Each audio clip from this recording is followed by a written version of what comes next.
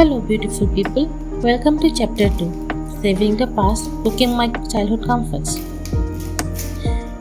In today's episode, we are taking a delicious trip down memory lane as I recreate two of my all time favorite childhood dishes, Muiborok and butternut squash chicken curry.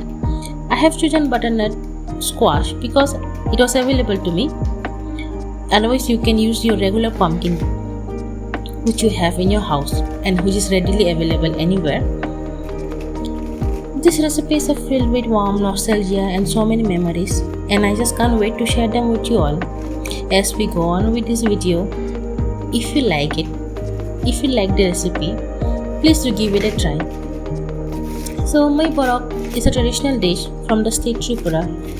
It's a significant part of people's culinary heritage, which is passed on from generation to generation. Especially in my home, it's a staple food actually on daily basis. The term Muiborok refers to the cuisine of Tripuri people, and the cuisine is known for its simplicity, use of fresh and local ingredients.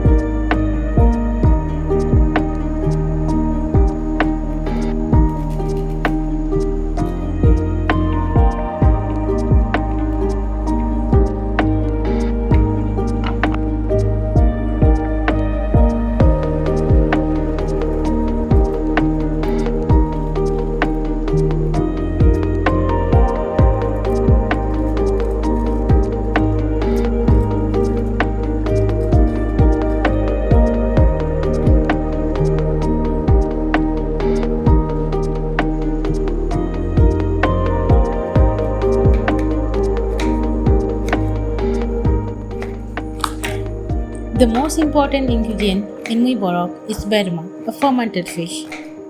So, fermented fish is a fish preserved in a traditional way. We all know fish spoils very rapidly, and it's because of bacteria. So, fermentation is a method which attacks this bacteria. How, you ask? It's because fermentation makes the fish muscles more acidic, and bacteria cannot grow in an acidic environment.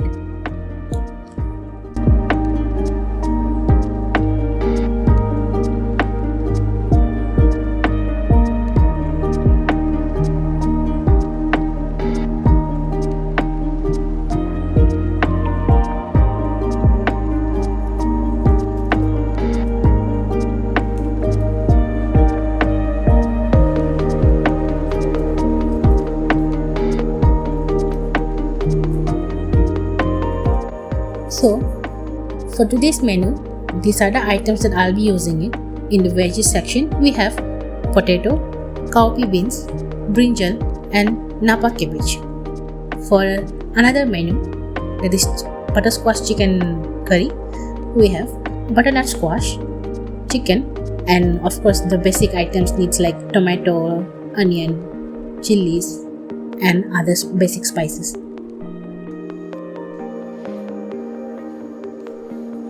Now let's start cooking. Take a pot or karhai or a deep pan, depending on the amount you are cooking.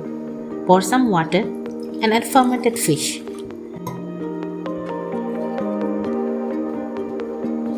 Allow it to simmer gently about 5 minutes, ensuring the flavors of the fermented fish blends thoroughly.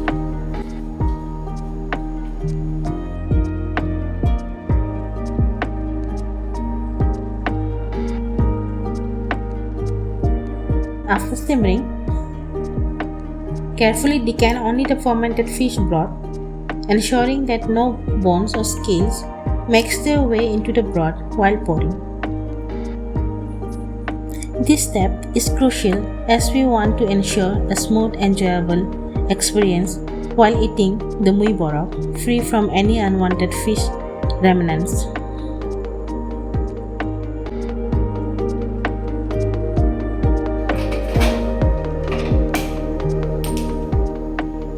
First, make sure to thoroughly wash the karai or a pot.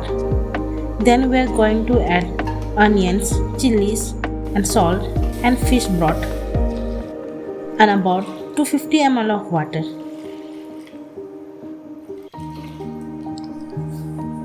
While we wait for the broth to boil, let's start preparing the buttersquash chicken curry. Take a karai and add some oil. Here you can add the oil according to your requirement, but make sure you don't add extra. Heat it until the smoke comes out or the oil gets cooked. Add a bay leaf, a stick of cinnamon and a few cardamom pods. Add some onions, stir fry it well until it becomes a pinkish in color and start releasing its own aroma.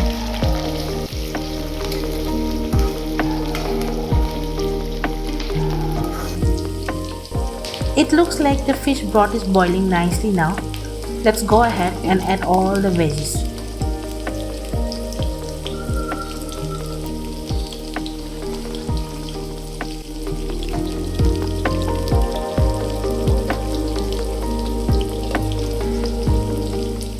Let's move on to the chicken curry and let's check our onions. Now you can see the onions are already pinkish in color. So now the next step is we'll be adding a ginger garlic paste and stir it for at least 1 minute until the raw smell of the ginger garlic paste disappears.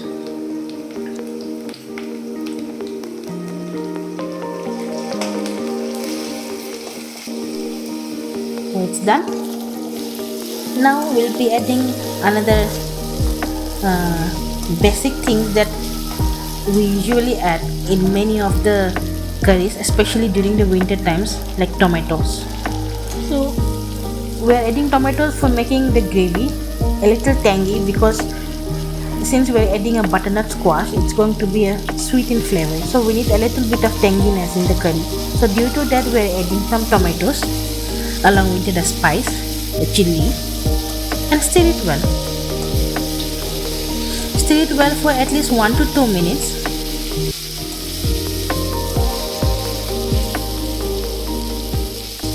And then add salt, chili powder, black pepper, cumin powder and give it a good stir.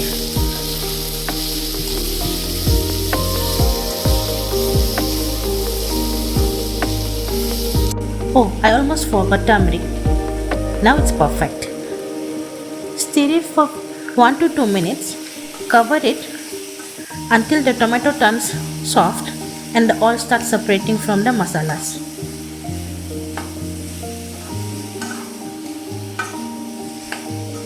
Now let's open the lid and check if our masalas are done. Oh yes, it's perfect. Now you can see the tomatoes are soft and the oil has separated from the masala or the gravy. Let's add our chicken and give it a good stir again.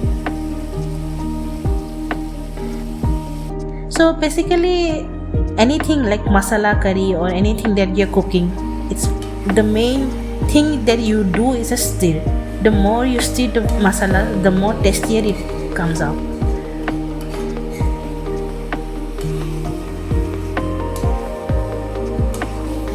So see, now our chicken is well stirred. Let's cover it and cook it for at least 5 to 10 minutes. Meanwhile, let's check how our vegetable stew is going on. Oh, it's just boiling perfectly, but I think it's looking dull. Let's add a pinch of turmeric, have a good stir and close back the lid and give them its space to cook.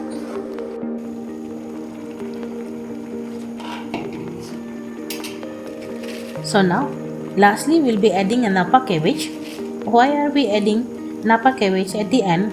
It's because we want it to be crunchy and remain crunchy overall the meal, because napa cabbage is mainly known for its crunchiness. So basically people use it in burgers or salads, but I'm using it in here just to bring some crunch in my curry.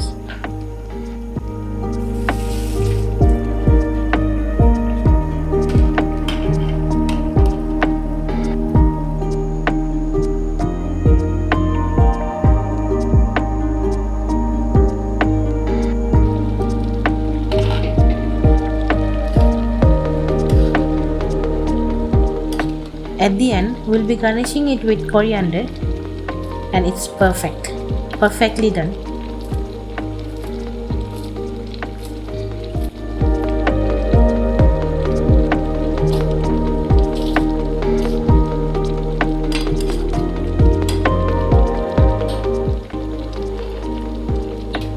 So now the only remaining for my today's menu is chicken curry. So let's have a look again. Oh, the water content has been released, and let's wait a few minutes more. So now it's time to add our butternut squash. After adding it, let's give a good mix again and keep it for few minutes, like 1 to 3 minutes. Probably it should be enough.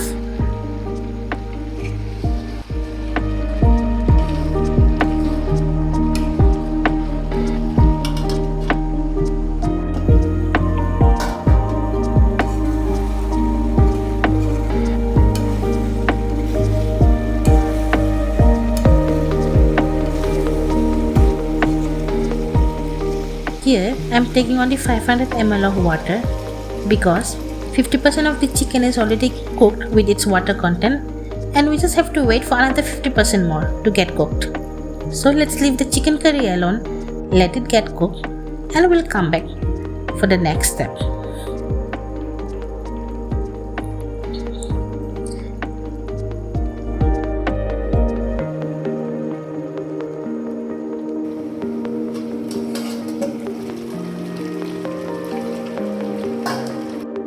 Now you can see the water that we have added, it's already decreased, and the chicken is already done. The gravy has turned thick, and it's just perfect. Now again, let's garnish it with corianders.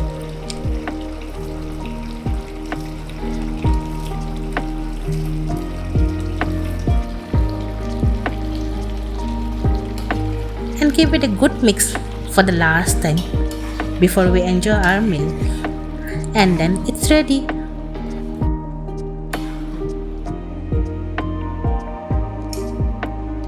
You can serve this with hot rice, slice of lemon, a garlic spicy chutney on a side, optional if you have, and then the meal is ready.